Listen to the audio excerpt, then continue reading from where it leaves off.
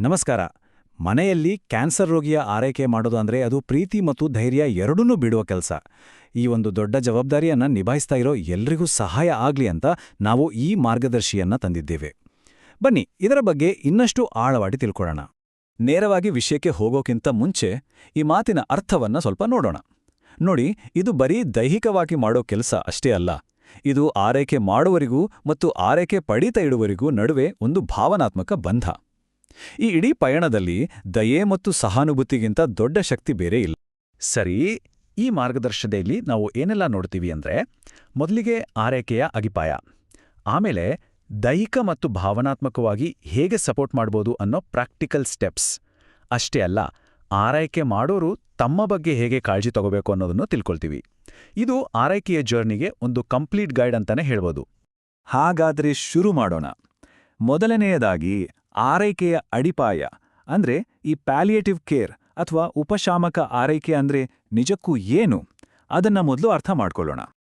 ತುಂಬಾ ಸಿಂಪಲ್ ಆಗಿ ಹೇಳೋದಾದ್ರೆ, ಉಪಶಾಮಕ ಆರೈಕೆ ಅಂದ್ರೆ ಬರೀ ಕಾಯಿಲೆ ವಾಸಿ ಮಾಡೋದಷ್ಟೇ ಅಲ್ಲ, ಬದಲಾಗಿ ರೋಗಿಯ ಜೀವನದ ಗುಣಮಟ್ಟವನ್ನ ಹೇಗ್ ಸುಧಾರಿಸ್ಬೋದು ಅನ್ನೋದ್ರ ಮೇಲೆ ಜಾಸ್ತಿ ಗಮನ ಕೊಡುತ್ತೆ. ಇದೊಂದು ಕಂಪ್ಲೀಟ್ ಅಪ್ರೋಚ್. ಹಾಗಾದ್ರೆ ಇದರ ಮುಖ್ಯ ಉದ್ದೇಶಗಳೇನು? ಮೊದಲನೇದು, ರೋಗಿಗೆ ಕಂಫರ್ಟಬಲ್ ಆಗಿ ಇರೋ ಹಾಗೆ ನೋಡ್ಕೊಳ್ಳೋದು. ಎರಡನೇದು, ಅವರ ಘನತೆಯನ್ನ ಕಾಪಾಡೋದು. ನೋವು, ಆತಂಕದ ಥರದ ಲಕ್ಷಣಗಳನ್ನು ಕಡಿಮೆ ಮಾಡೋದು. ಮತ್ತು ಕೊನೆಗೆ ಅವರ ಜೀವನದ ಗುಣಮಟ್ಟವನ್ನ ಸಾಧ್ಯವಾದಷ್ಟು ಚೆನ್ನಾಗಿ ಮಾಡೋದು. ಸರಿ, ಈಗ ಆರೈಕೆಯ ಪ್ರಾಕ್ಟಿಕಲ್ ಭಾಗಕ್ಕೆ ಬರೋಣ. ಪ್ರತಿದಿನದ ಆರೈಕೆಯಲ್ಲಿ ದೈಹಿಕವಾಗಿ ಹೇಗೆ ಆರಾಮವಾಗಿ ಇಡಬಹುದು ಅಂತ ನೋಡೋಣ. ಇದು ಪ್ಯಾಲಿಯೇಟಿವ್ ಕೇರ್ನ ಬಹಳ ಮುಖ್ಯವಾದ ಭಾಗ. ನೋಡಿ, ಪೇನ್ ಮ್ಯಾನೇಜ್ಮೆಂಟ್ ತುಂಬಾನೇ ಮುಖ್ಯ. ಡಾಕ್ಟರ್ ಹೇಳಿದ ಹಾಗೆ ಸರಿಯಾದ ಟೈಮ್ಗೆ ಸರಿಯಾದ ಡೋಸ್ನಲ್ಲಿ ಔಷಧಿ ಕೊಡ್ಲೇಬೇಕು. ಹೀಗೆ ಮಾಡಿದ್ರೆ ಮಾತ್ರ ನೋವನ್ನ ಕಂಟ್ರೋಲಲ್ಲಿ ಇಡೋಕೆ ಸಾಧ್ಯ.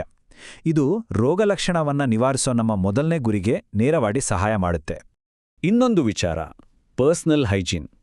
ಇದು ಬರೀ ದೇಹದ ಆರೋಗ್ಯಕ್ಕೆ ಮಾತ್ರ ಅಲ್ಲ, ರೋಗಿಯ ಘನತೆಯನ್ನ ಕಾಪಾಡೋಕ್ಕೂ ತುಂಬಾನೇ ಅವಶ್ಯಕ. ಸ್ವಚ್ಛವಾದ ಬಟ್ಟೆ, ಕ್ಲೀನ್ ಆಗಿರೋ ಜಾಗ, ಇದೆಲ್ಲ ಅವರಿಗೆ ಮಾನಸಿಕವಾಗಿಯೂ ಒಂದು ರೀತಿ ಧೈರ್ಯ, ಚೈತನ್ಯ ಕೊಡುತ್ತೆ. ಇದು ಕೂಡ ಪ್ಯಾಲಿಯೇಟಿವ್ ಕೇರ್ನ ಒಂದು ಮುಖ್ಯವಾದ ಭಾಗ. ಹಾಗೆಯೇ ನ್ಯೂಟ್ರಿಷನ್ ಮತ್ತು ಹೈಡ್ರೇಷನ್ ಅಂದ್ರೆ ಪೋಷಣೆ ಮತ್ತು ದೇಹದಲ್ಲಿ ನೀರಿನಂಶ ಕಾಪಾಡಿಕೊಳ್ಳೋದು, ಇದಕ್ಕೆ ಗಮನ ಕೊಡಲೇಬೇಕು. ಅವರಿಗೆ ಹಸಿವು ಕಡಿಮೆ ಇರ್ಬೋದು, ಆಗ ಸ್ವಲ್ಪನೇ ಆದ್ರೆ ಪೌಷ್ಟಿಕಾಂಶ ಇರೋ ಆಹಾರವನ್ನ ಆಗಾಗ ಕೊಡ್ತಾ ಇರಬೇಕು. ಇದರಿಂದ ದೇಹಕ್ಕೆ ಬೇಕಾದ ಶಕ್ತಿ ಸಿಗುತ್ತೆ. ತುಂಬ ಹೊತ್ತು ಒಂದೇ ಪೊಸಿಷನ್ನಲ್ಲಿ ಮಲಗಿದ್ರೆ ಏನಾಗುತ್ತೆ ಅಂದ್ರೆ, ದೇಹದ ಕೆಲವು ಭಾಗಗಳ ಮೇಲೆ ಪ್ರೆಷರ್ ಜಾಸ್ತಿ ಆಗುತ್ತೆ. ಇದರಿಂದ ಬ್ಲಡ್ ಸರ್ಕ್ಯುಲೇಷನ್ ಸರಿಯಾಗಿ ಆಗದೆ ಬೆಡ್ ಸೋರ್ಸ್ ಅಂತಾರಲ್ಲ, ಅಂದ್ರೆ ಹಾಸಿಗೆ ಹುಣ್ಣುಗಳು ಆಗೋ ಚಾನ್ಸಸ್ ಇರುತ್ತೆ. ಇದನ್ನ ತಪ್ಪಿಸೋಕೆ ಪ್ರತಿ 2-3 ಗಂಟೆಗೊಮ್ಮೆ ರೋಗಿಯ ಪೊಸಿಷನನ್ನ ನಿಧಾನವಾಗಿ ಚೇಂಜ್ ಮಾಡ್ತಾ ಇರಬೇಕು. ಸರಿ, ಇಲ್ಲಿಯವರೆಗೆ ದೈಹಿಕ ಆರೈಕೆ ಬಗ್ಗೆ ಮಾತಾಡಿದ್ವಿ. ಆದ್ರೆ ಅಷ್ಟೇ ಮುಖ್ಯವಾದದ್ದು ಭಾವನಾತ್ಮಕ ಬೆಂಬಲ. ಇಲ್ಲಿ ಆರೈಕೆ ಮಾಡೋರ ಕೆಲಸ ಬರೀ ದೈಹಿಕ ಸಹಾಯಕ್ಕೆ ನಿಲ್ಲೋದಿಲ್ಲ, ಇದೊಂದು ಹೃದಯದಿಂದ ಹೃದಯಕ್ಕೆ ಇರುವ ಕನೆಕ್ಷನ್. ಈ ಸ್ಲೈಡ್ನಲ್ಲಿರೋ ಮಾತಿದೆಯಲ್ಲ, ನಿಮ್ಮ ಉಪಸ್ಥಿತಿ ಮತ್ತು ದಯೆಯೇ ಎಲ್ಲಕ್ಕಿಂತ ಮಿಗಿಲು ಅಂತ, ಇದು ಬಹಳ ಸತ್ಯ. ಅವರಿಗೆ ಮಾತಾಡೋಕೆ ಶಕ್ತಿ ಇಲ್ಲದೇ ಇರಬಹುದು ಅಥವಾ ನೋವಲ್ಲಿ ಇರಬಹುದು. ಆ ಟೈಮ್ನಲ್ಲಿ ಸುಮ್ಮನೆ ಅವರ ಪಕ್ಕ ಕೂರೋದು, ಅವ್ರ ಕೈ ಹಿಡ್ಕೊಳ್ಳೋದು, ಇದು ಕೂಡ ಅವರಿಗೆ ದೊಡ್ಡ ಧೈರ್ಯ, ಸಮಾಧಾನ ಕೊಡುತ್ತೆ. ಇದು ಮಾತಿಲ್ದೆ ನಿಮ್ಮ ಕಾಳಜಿಯನ್ನ ತೋರಿಸುತ್ತೆ. ಮುಂದಿನ ಇಂಪಾರ್ಟೆಂಟ್ ಪಾಯಿಂಟ್, ಮಾನಿಟರಿಂಗ್. ಅಂದ್ರೆ ರೋಗಿಯ ಸ್ಥಿತಿಯನ್ನ ಕಂಟಿನ್ಯೂಸ್ ಆಗಿ ಗಮನಿಸ್ತಾ ಇರೋದು. ಯಾಕೆ ಅಂದ್ರೆ, ಏನಾದರೂ ಸಮಸ್ಯೆ ಬರೋ ಹಾಗಿದ್ರೆ ಅದನ್ನ ಬೇಗ ಕಂಡು ಹಿಡಿದು ಸರಿಯಾದ ಟೈಮ್ಗೆ ಆಕ್ಷನ್ ತಗೊಳ್ಳೋಕೆ ಇದು ಹೆಲ್ಪ್ ಮಾಡುತ್ತೆ. ಹಾಗಾದ್ರೆ ಯಾವೆಲ್ಲ ಲಕ್ಷಣಗಳನ್ನ ಗಮನಿಸ್ಬೇಕು?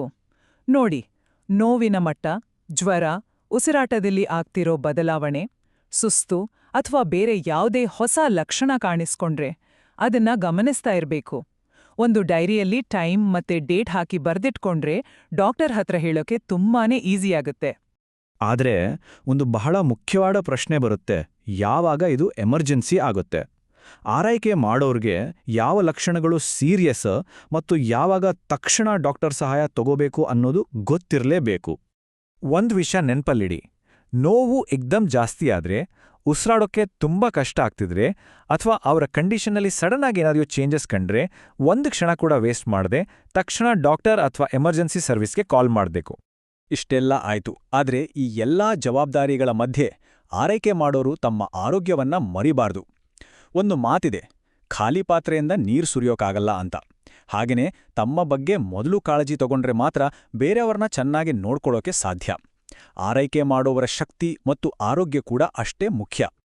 ನೋಡಿ, ಬೇರೆಯವರನ್ನ ಚೆನ್ನಾಗಿ ನೋಡ್ಕೋಬೇಕು ಅಂದ್ರೆ ಮೊದಲು ನಮ್ಮನ್ನ ನಾವು ಚೆನ್ನಾಗಿ ನೋಡ್ಕೋಬೇಕು. ಇದು ತುಂಬಾ ಪವರ್ಫುಲ್ ಮಾತು. ಸೆಲ್ಫ್ ಕೇರ್ ಅಂದ್ರೆ ಅದು ಸ್ವಾರ್ಥ ಅಲ್ಲ, ಅದು ಜವಾಬ್ದಾರಿಯುತ ಆರೈಕೆಯ ಒಂದು ಭಾಗ.